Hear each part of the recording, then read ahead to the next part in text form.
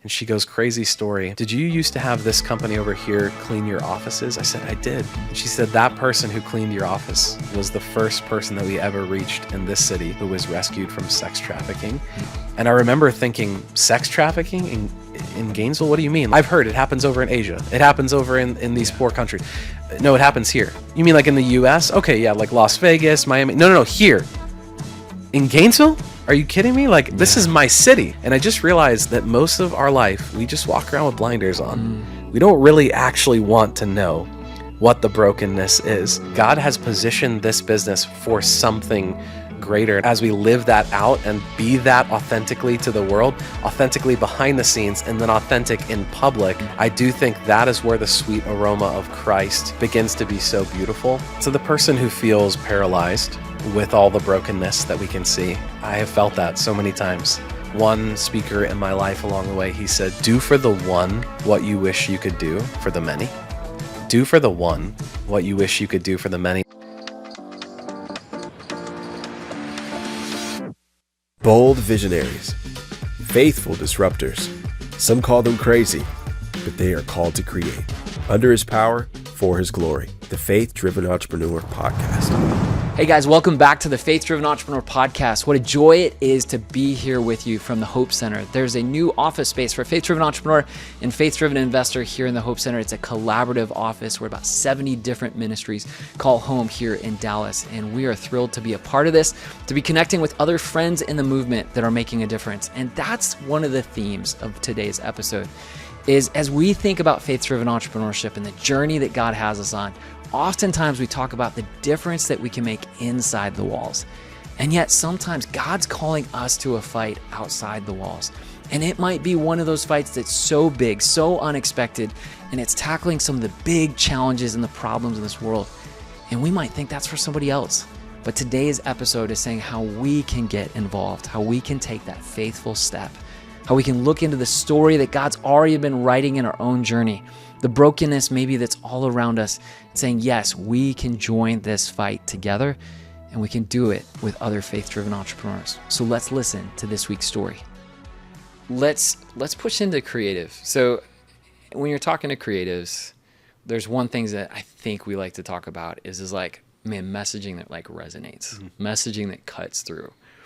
I think the translation of this is like, man, what's your favorite commercial of all time? Like, so there's got to be like some like top 5, top 10 list, something in there for you that like, is there a commercial that resonates that like just stands out to you? You know, I think it's interesting to think about commercials where you watch them, you enjoy them, and then afterwards you can't remember what company they were for. But then there's those other commercials where you watch them and you, before the logo even shows at the end, you know exactly who it is. Publix has a lot of those type of commercials. I don't know if you guys have Publix here. No, we don't. In Texas, but they have a lot of those type of commercials. Uber has done some really provocative advertising in the past that I think really pushes the needle. And I think that's, for a creative, that's the question, is like, how far am I willing to push? How dissonant am I willing to be to stand out? That still like aligns with my own branding and messaging and makes me feel comfortable enough to put my logo as the company at the end of this particular ad. I don't know if one particular one stands out, but those are maybe some principles I think about with creative. Keep going with that, because like I think a lot of times when people start saying, oh, I need a commercial, I need a YouTube video, I need an Instagram account, I need TikTok, whatever it is, I think oftentimes we're conflating like what part of the process it is. People are like, oh, but you know, in 30 seconds, 18 seconds, whatever it is, you should stop the viewer, engage the viewer, sell the product, and they should just purchase right after. That's not the case.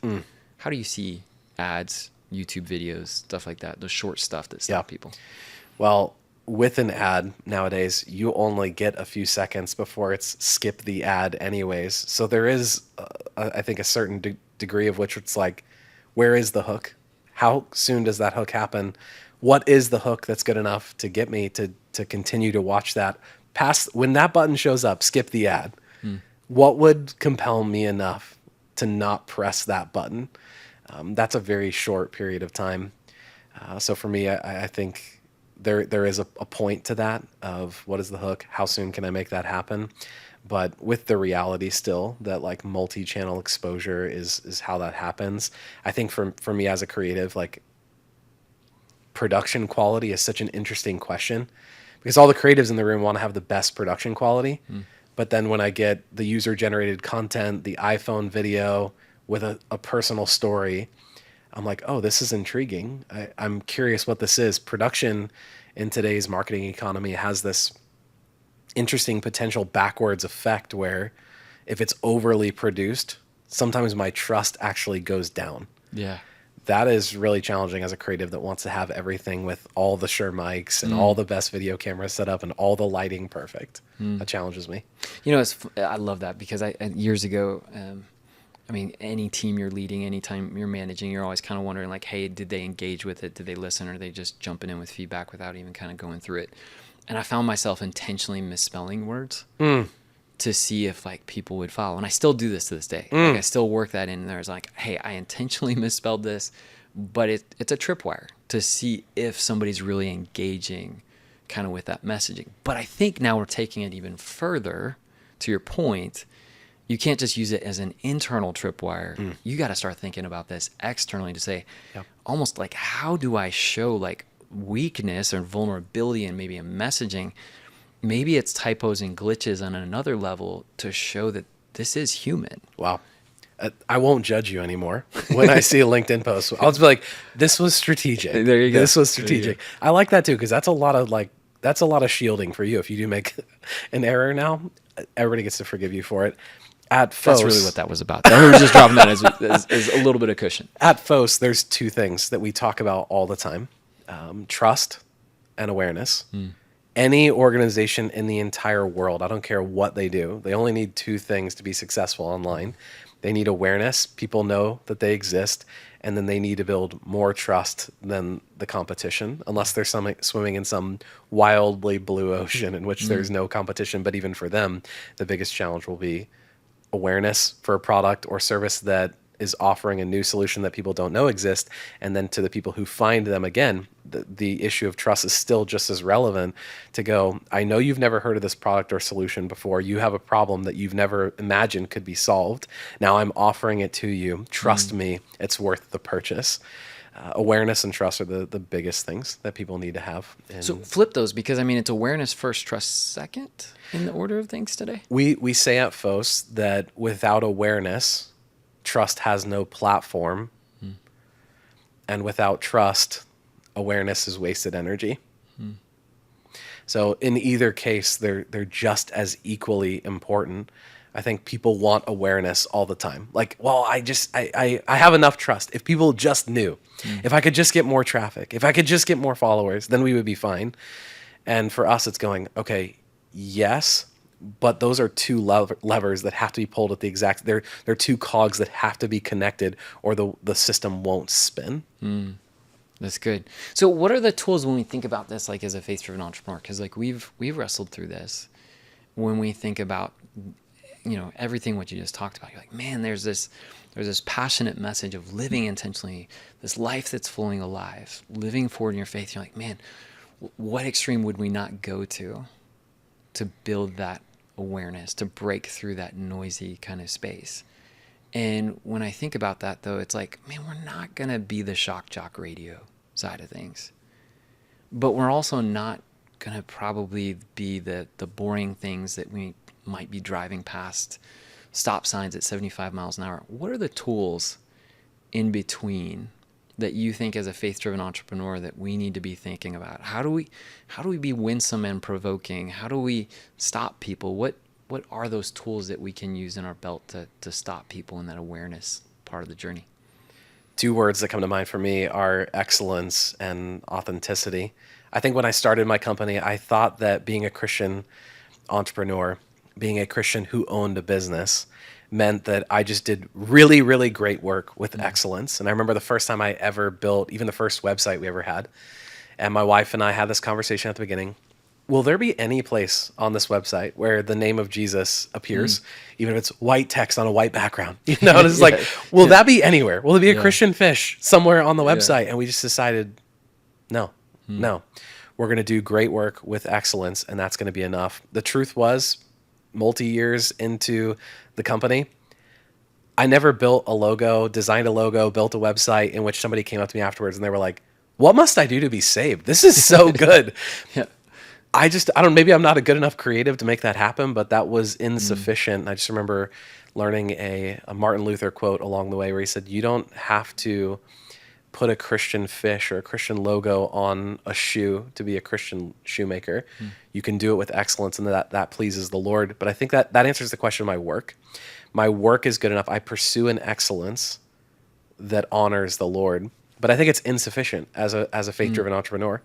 We get to go, hey, like God has positioned this business for something greater. And I think as we live that out and be that authentically to the world, authentically behind the scenes, and then authentic in public, I do think that is where the sweet aroma of Christ begins to be so beautiful to the world in the marketplace. To bring with that a product that is driven and a service that's driven by excellence, that's the foot in the door. Yeah. You deliver a great product and service that doesn't malign your reputation. You're not undercutting anybody. This is valuable to the people that you sell it to. And then an authentic, Christ-driven private life and private leadership and influence that then brings itself to the world and offers it. I think that that's a great invitation for a faith-driven entrepreneur to the gospel in the marketplace. Faith-driven entrepreneur for teens. You want your teen to pursue success and live with significance. But in a world fueled by greed and self-promotion, they need a better story than what social media sells. Here's the good news. There's a growing movement of faith-driven entrepreneurs using business to solve real problems, serve others, and point to God in every decision. In Faith-Driven Entrepreneur for Teens, Kobe Cotton, Lecrae, and David Platt take students on a global journey, spotlighting real builders in media, tech, real estate, music, and more. In partnership with Pat Lencioni's Working Genius, students discover their God-given strengths, expand their imagination, and spark conversations about life beyond high school. Help your teen dream bigger and build a life of purpose. Learn more about Faith-Driven Entrepreneur for Teens. Visit faithdrivenentrepreneurforteens.org. I love that idea because I think oftentimes, to your point, over the last 10, 20 years, it's been this idea of like, okay, there's ministry and deed or ministry side things, but like there's the word part and there's this tension. And sometimes like we say, oh, when necessary, use words. I think we can look around the world today and say there's enough brokenness there. There's enough stuff like hitting us in our face, coming into our office through the lives of our own and our own brokenness or the lives of our team to say, gosh, it's necessary. It is time to use words. But you've built that trust with the excellence. You've built the trust and kind of the winsomeness. But then there comes a point where it is time to use words. But maybe it's some of the words are changing in terms of what we use and how we describe it. And I think so much about like the framework of our mutual friends of like Dave Blanchard and Praxis and just this idea of like redemptive and some of these things. As somebody that pays so much attention to messaging and thinking about this, like what are some of the winsome words that are helping to become kind of these on-ramps to bigger conversations? What are those winsome words that when we think about this as faith-driven entrepreneurs and we're branding our company, we're on our website and maybe we're afraid of that and we're still in the white font on the white screen, but we want to take that next step. How do you see people trying to describe this intentional mission? What a great word that you just used. I think intentionality is the key. Somebody comes in and they say in an interview, oh, I've heard you guys have such a great culture. Can you explain to me why it's such a great culture? And you're like, we have a ping pong table and we have biweekly lunches as a team. The world's wondering, can I trust this? Like, is this everything everything I see on your Instagram profile? Am I going to experience that on Monday? How about Tuesday? How about next Monday? my second week, my second year, 20 years into the company. Intentionality is so key. At FOS, we've developed what we call the Flourishing framework. And this is 6 dimensions of flourishing that help us fulfill our mission. It's on our website. You could see it on social media. Am I going to feel it on day one? Our mission at FOS is to cultivate true flourishing in people and organizations while reflecting the love of Jesus to the world. And so when somebody says, what's true flourishing? What's your culture look like? I can say, hey, let me tell you about the flourishing framework, 6 dimensions of flourishing that we want to focus on bringing to our team, their family members, our clients, vendors and suppliers, and then our local and global community. We want to make sure that they're flourishing financially, intellectually, spiritually, physically, emotionally, and relationally. And we design a 12-month calendar each year to have 2 months spent on each of those 6 to fill up a year, where we're helping each of our team members to +1 in each of those 6 areas and developing intentional things that's saying to them, we actually care about you and your family and our clients, vendors, suppliers, and community flourishing around the world. That intentionality says, I think I'll get this in month 2 at FOS. So I love that. So I love that framework. I love the language. And so you're pushing into this. I'd love for you to just kind of start to unpack some of the journey. I mean, give us a quick flyover, size, scope, scale, how long you guys have been at it. But then it sounds like there comes to this point where you're saying, okay, the culture, the intentionality. But then it sounds like there's this life moment where it says, man, how do we care for the people inside the walls? But what's the role that we might play in the other problems that the world is facing right now? Yeah. FOS started 12 years ago out of my home office. I was teaching. I was a teacher of Greek and Latin language, yearbook, Algebra 3. And on the side, I was building websites, one for my church, then for a friend for $300, then for another friend for $3,000. And then people around me were going, hey, this is a business. And I was like, I'm not sure, but so it maybe. Wasn't just a better friend that paid you more? So okay. The opportunities grow, and something scales over time, and something that is a passion at first maybe can become a profession and a career. And so 2013, asked 5 men in my life, my closest counselors, what do you think? Should I do this? And they all agreed that I should surrender my teaching career and go full-time into this. Even though I had a really young child, I was going to have another one soon. Like, it was a hard decision to make, even with a low salary. They call it the golden handcuffs. Like, can I walk away? Can I go do the hard thing and become a full-time entrepreneur? 2013 started that and walked through that question of what's it going to look like from a Christian perspective? How do I be a Christian and a business owner? And that vision really grew over time. The first vision that I had was just simply the one employee I had. My goal was that at some point he would come to me unprompted and say, this is the best job that I've ever had. That was the first kind of commitment to flourishing, where somebody on this team would go, this is the best job that I've ever had. And as that grew over time, and as the team grew larger and larger, we have 24 people on our team now. There was a moment in that journey where I realized that God had a bigger plan for this company. Part of that came from a concert in Ocala, Florida, where I went and saw Matthew West, and he had Compassion International with him. And during one of the breaks, it was, hey, here's some cards that are in front of you. These are kids that you can sponsor through Compassion. And he told a story that day that moved my heart. It wasn't like some sad story where you're like, oh my gosh, I want to get a part of this. It was his cynicism towards nonprofits. The typical black hole model of, hey, give us some money and somebody somewhere in the world will be helped for some problem that they have. Oh, wow. What a compelling message. Compassion called him and said, we're going to fly you out on a trip. Get on a plane, and hops on a plane, hops on a bus, hops on a donkey, whatever, winds up in this village. And this kid that he doesn't know just comes up and gives him a big hug.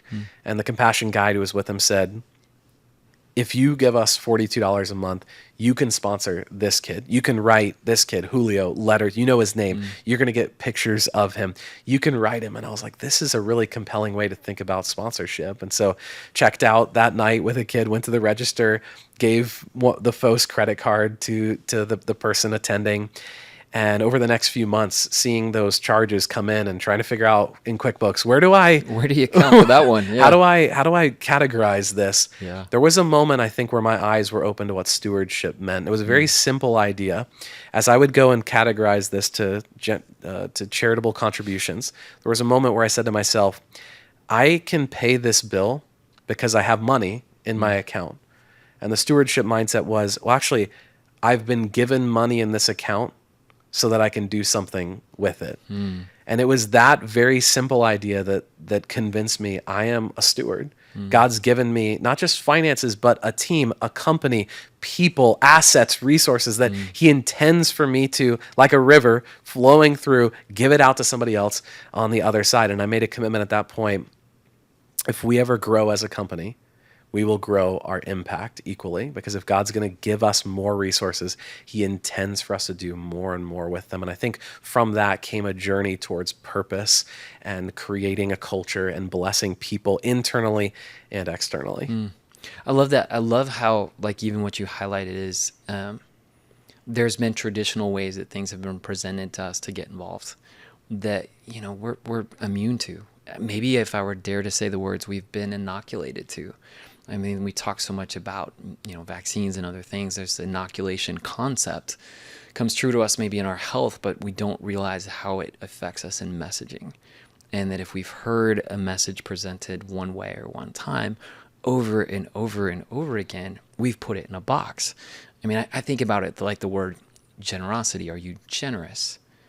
I think a lot of times people put a dollar sign or a percentage sign to that.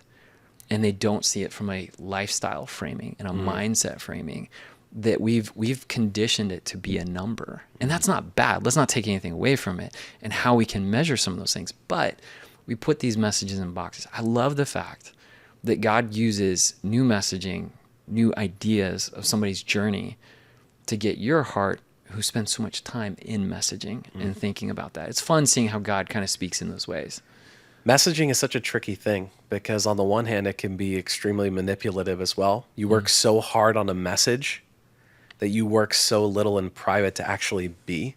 You've crafted the right words and the right phrases. Your website reads beautifully. Your social media is flawless, no spelling errors, all the things that the public and the people that you're trying to attract would want to see. And then they could walk in and you could be the exact opposite of everything that you portray. So we talk a lot at FDE about authenticity, authentic branding, authentic messaging. It's hard as a creative agency. On the one hand, you're like, I want to bring the best thing possible to the world to make this effective. But authentic branding for us at FDE just simply means, who are you at your best? Let me craft that authentic message and bring that to the world. If that's not enough to bring to the world to be effective, then you are not enough as a company to bring a message worth bringing to the world. So what's that journey like? Because here's one of the things that I hope that this episode really conveys to people is, one, is like, yes, God's calling us to ministry in deed and ministry in word to the team that he's entrusted to us and that we're stewarding there. And we've talked a lot about that in different ways of benevolence programs and care programs and caring for your team and mission and work environment, all those different things. But then there's a point like where that credit card comes out, those statements get allocated, you're trying to figure out the QuickBooks. But it's one thing to see the statement. It's another thing then to go deliver that message to the team. What's that journey look like? And walk us into not the bright and shiny, but where are the places where you're like, man, if I had a mulligan to do this over again, I would go back and I'd say, man, I rushed this out too quick, or I communicated it this way. What's the journey for an entrepreneur to communicate authentically about where they might give as a business? 2022 was the hardest year of my life and my leadership. Went through some of the most difficult things personally, the death of my mom from Parkinson's, some of the hardest things professionally that we've ever gone through, team member turnover, client loss, difficult mergers that we were attempting. And I remember along the way, one of my team members that I met with, as I shared with them, I said in a private meeting with them, you know, this has been challenging for me as well.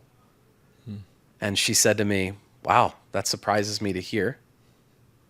I said, why does it surprise you? And said, Brandon, you're just always so hopeful, so positive, so optimistic in team meetings about where we're going. I think it might be helpful for the team to hear that this has been challenging for you. And so I think we're talking about authenticity in messaging and in leadership. There's a place for us as leaders to go, hey, this thing's been really challenging. Here's how it's affected me. And then turn and go, here's how we're moving towards the future. And so I think blending everything positive that's going on in the company with here's everything challenging going on. We do these quarterly vision meetings at FOS where we spend 2.5 hours together as a team just going through what worked last quarter, what didn't. Let's be really transparent on what did we learn And now where are we going?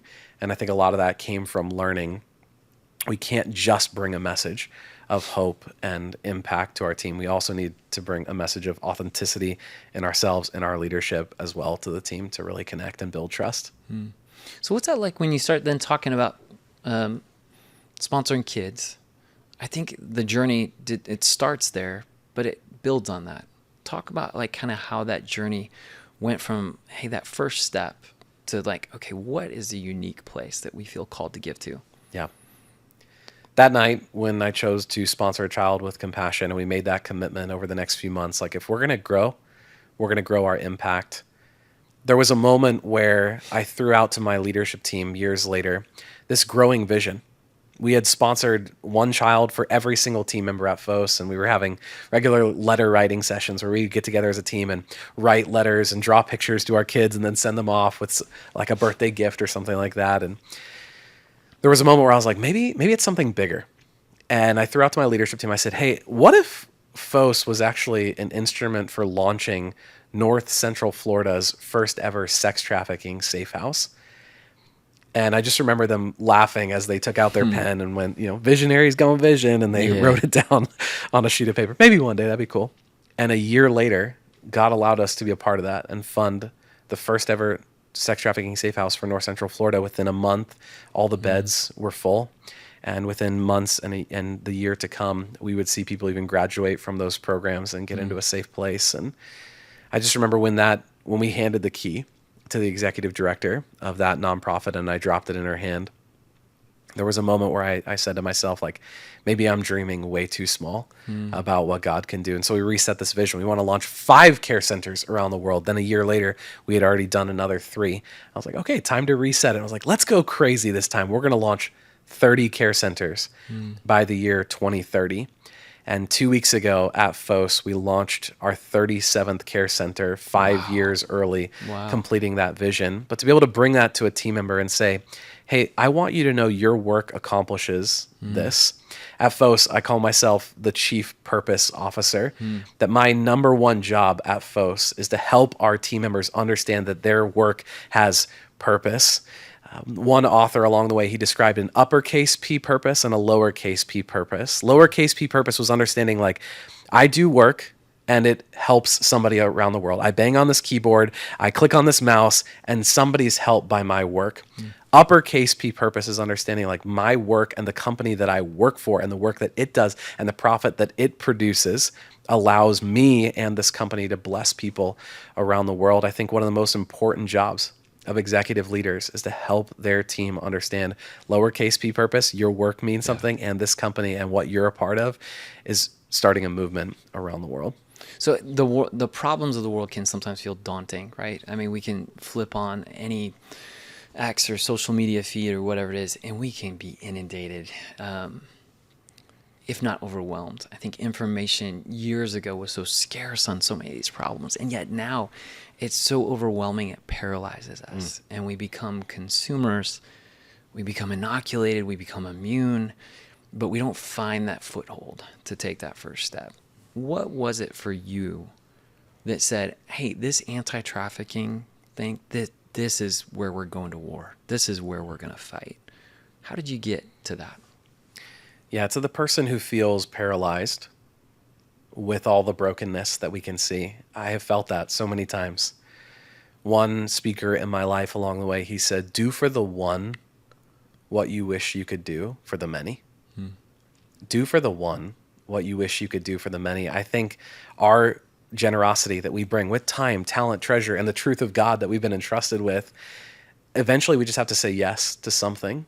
And then when we've said yes enough times, yes to this cause, yes to this brokenness, I'm going to lean in. At some point we get to look backwards and go, what's the wake behind me showing? Where's the impact? Where's the wake in those places where I might be able to go, hey, we've created a lot of wakes. I think this is the one that I want to go double down in. Watched a video many years ago where this man shared a story about opening up the Proverbs and these Proverbs about sowing in fields and reaping a harvest. And the question that he asked himself was, what fields have I sown in the past that maybe God wants me to go lean in and reap a new harvest from that same field I've already sown in the past. I think as visionaries, we're always like, what's next? What's new? What's the new big thing I'm going to go do? And I think in faithfulness, we get to just ask like, hey, maybe it's not always something new. Maybe it's something new in an old place we've already been. Double down. And when we say yes multiple times, we get to look back at those wakes. At some point, God just goes, hey, here's where I'm calling you to lean in. We say at FOS that the places where we want to lean in with purpose are found at the intersection of a broken heart, opportunity, and skill. What breaks our heart? Where is there opportunity? And what are the skills? What are the resources that we have that we can lean in? Purpose, right in the middle of those three things. So what was it? I love that. I love that framework of like looking back. When you looked back, was there a sermon that somebody gave, a message that somebody delivered, a statistic of something that hit home in your neighborhood, that in your community, where you said, man, this issue, this is it? What was it? I remember when I met Allison Ungaro. She's the executive director of a nonprofit in Gainesville called Anew that fights sex trafficking. And I remember when we met at this gym, at a talk that was being hosted at this gym. And she said, hey, I've been wanting to meet you for some time now. And she introduced herself, and I was like, this is amazing. I haven't even heard of this nonprofit. And she goes, crazy story. Did you used to have this company over here clean your offices? I said, I did. And she said, that person who cleaned your office was the first person that we ever reached in this city who was rescued from sex trafficking. And I remember when she was in our program, and she would come to us and say, I don't know who owns this company, but you need to meet them one day, because what I see in this office just says something that you need to be a part of. And I remember thinking, sex trafficking in Gainesville? What do you mean? Like, yeah, sex trafficking. I've heard it happens over in Asia. It happens over in these poor countries. No, it happens here. You mean like in the U.S.? Okay, yeah, like Las Vegas, Miami. No, here. In Gainesville? Are you kidding me? Like, this is my city. I know this city. This doesn't happen in my city. And I just realized that most of our life, we just walk around with blinders on. We don't really actually want to know what the brokenness is. I remember the first time I ever went on street outreach. 1 a.m. driving around Gainesville, Florida, and they're like, yeah, we're going to be looking tonight for people who we believe are being trafficked. We're going to look for signs of that. And then we're going to go up to them. You will not get out of the car, Brandon. We'll get out of the car, and we're going to give them a gift. And we're going to help them know that they're loved. And I think what I learned from that experience, from that organization, from her as a leader, I think I learned for the first time ever in my life what the word dignity meant.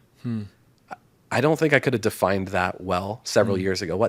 We were created with dignity, with purpose, to have it ripped out from them. And when they walked into that safe house for the first time, and they're handed a gift basket and said, "This is for you," and they're wondering, "What do you want me to do for it?" Nothing.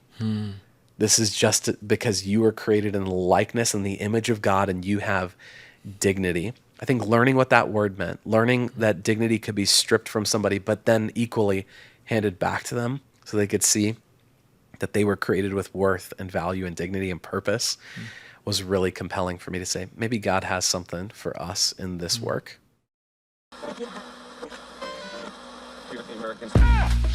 Entrepreneurship can be a lonely journey. The weight of leadership, heavy. You've been called to create impact through your business. But here's the truth. Isolation kills vision. Comfort destroys calling. That's why Faith-Driven Entrepreneur created our foundation groups. Join 10 fellow entrepreneurs who truly understand your path just for 1 hour a week for 8 weeks. Online or in person. Together you'll explore God's purpose for your business through practical, purposeful discussions with others who really get it. Don't journey alone. Your calling is too important. Visit faithdrivenentrepreneur.org and join a group today. That's faithdrivenentrepreneur.org. I love that. I've said this a couple of times, but it's so worth always repeating, is this idea of, I grew up in a wonderful Christian home where we taught, the things that God honors and that we're to seek after and to strive after. But I always thought it was like the Father, the Son, and this retired author that doesn't talk too much. And yet it's been this like childlike wonder these last 10, 20 years to see the way that he speaks. And I think maybe it's like the movies that we put, oh, God only speaks in tablets or this or that. but like seeing the ways that he works to say somebody that has a survivor that is being helped and provided a job is the very person cleaning your office and you don't even know it. And we talk about like blinders, and we think about in scripture, when we think about like, how can you not see the donkey in the road, or how can you not see the person in the road when the donkey can see it? Like, how do we miss that? And there's moments in all of our lives when those blinders just come off. And I love just the way the Holy Spirit works in that and says like, this is the battle that's being fought around you. You don't even know it, but it's now time to ratchet up the fight. What did that look like as you've told that story? Because like there's an authenticity to that, right? That I love. And I think oftentimes we think we have to like make the story versus like find the story that's, as you said, it's in the wake and it's something that's there. Like maybe if I'm taking this too far, but like when you think of like seeing these commercials of like Matt Damon talking about crypto, you're like, I don't know much. We have no relationship. I don't think he knows that much about crypto.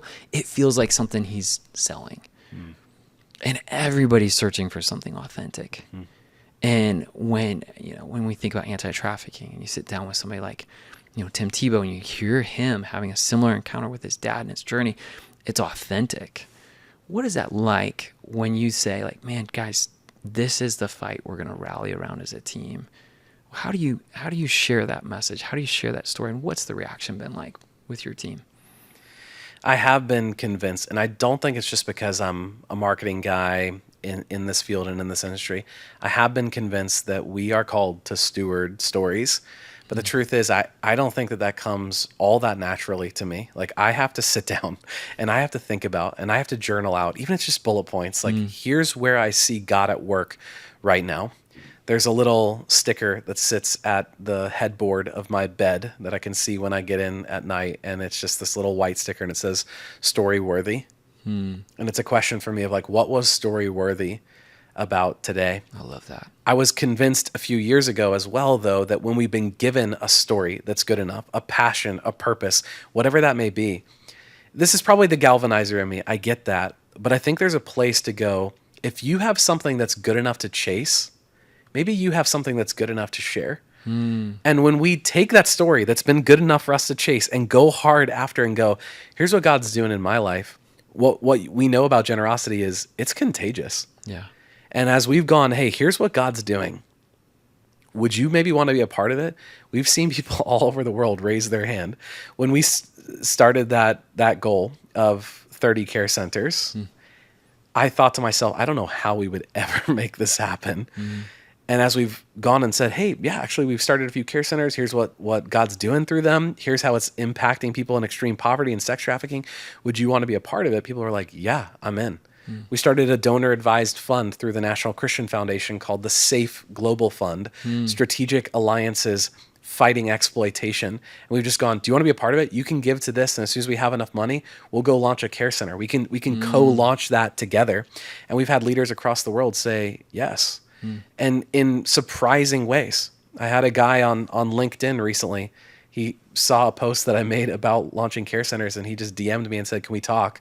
20-minute phone call. He said, yeah, I think we're going to be in. I'm not sure exactly what for yet. 2 days later, we're on the phone again, and he said, yeah, we're going to give you $100,000. Wow. A couple of weeks later, says, hey, can I fly down and just hang out with you for the day? We're on site. We have this big board at FHOS with 267 light bulb sockets where we turn on a light bulb every time a big mission moment happens. We're turning on one with him, and I'm sharing the story in front of my team of like how we met.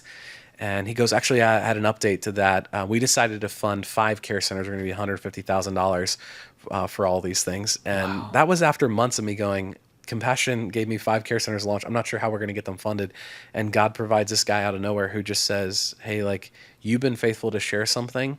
I've been wanting to get involved, and I think this is God's plan. Brought it back to his leadership team, which is always the potential, like, nail in the coffin. I'll talk to my leadership team. I'm like, okay, we'll see how this goes. His right-hand person has been sponsoring children through Compassion. Another person on this team sponsoring multiple children through Compassion, and all these people were a heck yes on jumping in with care centers. The lesson for me, if we're going to be given a story, let's steward it well, share it with the world, and maybe God will use us to actually start something bigger than we could have ever imagined. All right, so I can't help myself. So I said that we weren't going to talk about sports analogies, but there's something here that I think is worth pulling into, because we both live in big states where sports are a big deal. And whether it's Florida, whether it's Texas, like there is something galvanizing about like being on the same team, like rooting for the same team, the same players, the same stats. You're keeping up to the win-loss record. You're feeling a part of it. You're sharing these big moments, big experiences, journeys to it.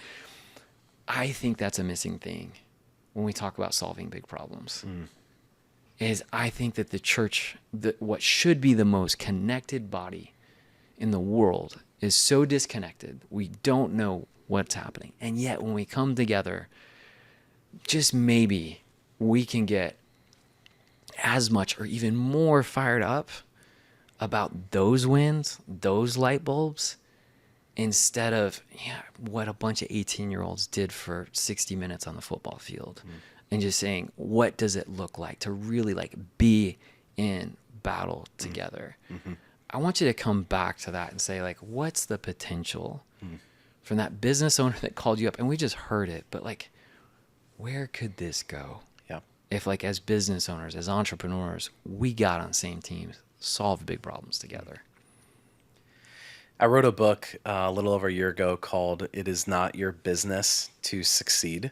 It's based on a C.S. Lewis quote from his book Letters to Malcolm, just writing to his friend. And he said to his friend, Malcolm, it is not your business to succeed, but only to do what is right and to entrust the results to a faithful God. I think the reason why we tell the wrong stories is we're measuring success in the wrong way. We have given ourselves to what I call in the book the outcome-based mindset. I am what I produce. I'm a successful leader when this is up and when my business is up and to the right, and all my profit and loss sheets are black and green. And God's measuring something super different in our lives. At the end of our life, we'll be told, "Well done, good and faithful servant," not "Well done, good and fruitful servant." Fruitfulness, results, outcomes, like those are in the hands of God. You could do everything right in life and in business and still wind up in the red. A market crashes, something closes, tariffs, shutdowns, whatever it is, and you wind up closing your business, closing your entrepreneurial venture. You felt, oh, I knew God had given this to me. I knew God was going to bless this. He's like, yeah, I was going to bless it in a different way. I want you to be faithful. If we just tell those stories of faithfulness, here's what I've done. Here's how I listened to God. Here's how I leaned in and said yes. And then he did whatever he wanted with it along the way. I think if we could have courage to see success as that and not just outcomes, we would tell different stories and we would have different results, one that changed us and the people who get to be a part of those stories. So come back to this. Like, I'm a faith-driven entrepreneur. I'm listening to this and I'm saying, wow, that's great. But that's when you really arrive, that you can get there. And what I love about your story here is like that you're saying like, man, it's both.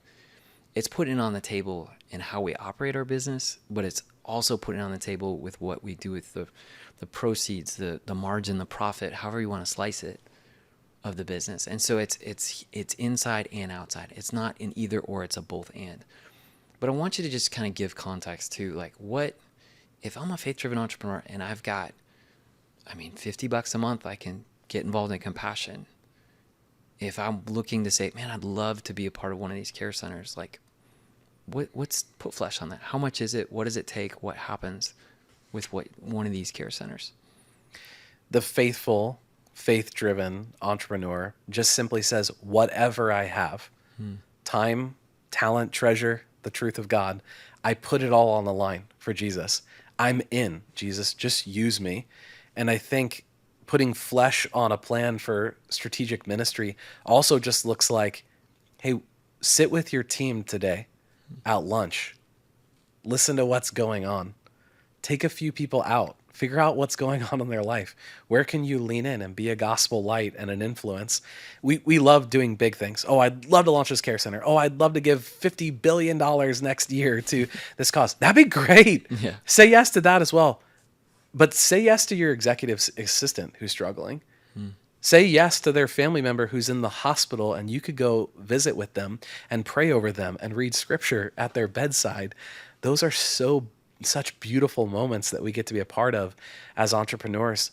To the person who's wondering, maybe God's calling me to actually commit myself to a cause or some brokenness, I would just say yes once. Say yes a couple times.